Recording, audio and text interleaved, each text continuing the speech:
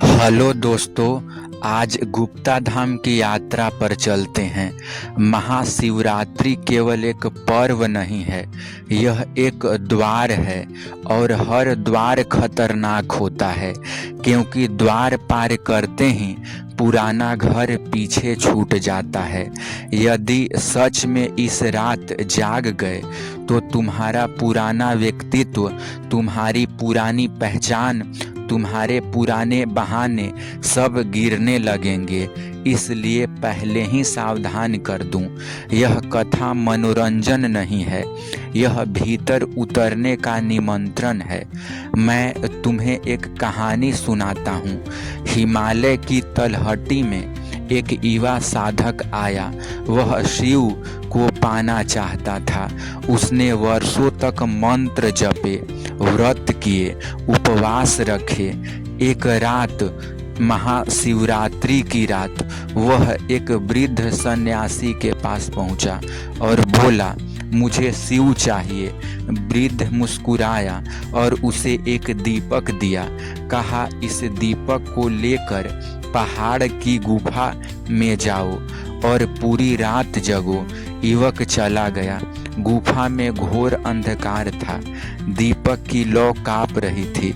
जैसे ही वह भीतर बैठा, उसे अपने ही मन की आवाज़ें सुनाई देने लगी। भय उठा, यदि कोई जंगली पशु आ जाए। फिर क्रोध उठा, वृद्ध ने मुझे यहाँ क्यों भेजा। फिर वासना, फिर स्मृतियाँ, फिर अपमान, फिर भविष्य की कल्पनाएं। पूरी रात वह अपने ही विचारों से जूझता रहा।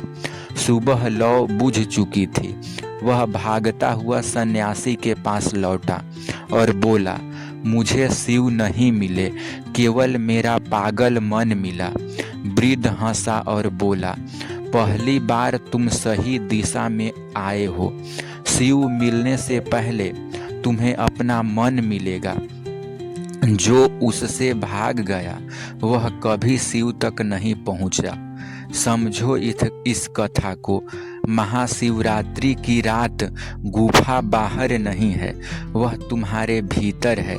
दीपक तुम्हारी सजगता है और अंधकार तुम्हारा मन है। लोग कहते हैं शिव अंधकार के देवता है। मैं कहता हूँ शिव उस अंधकार में छिपे हुए साक्षी हैं। वे भय नहीं हैं, वे भय को देखने की क्षमता हैं।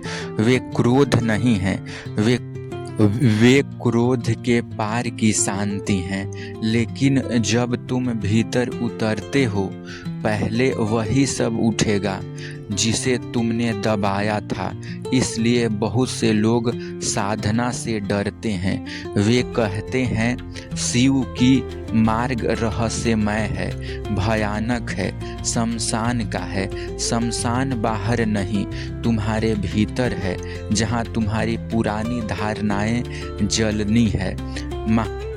महाशिवरात्रि का अर्थ है अपने भीतर के समुद्र को मथना।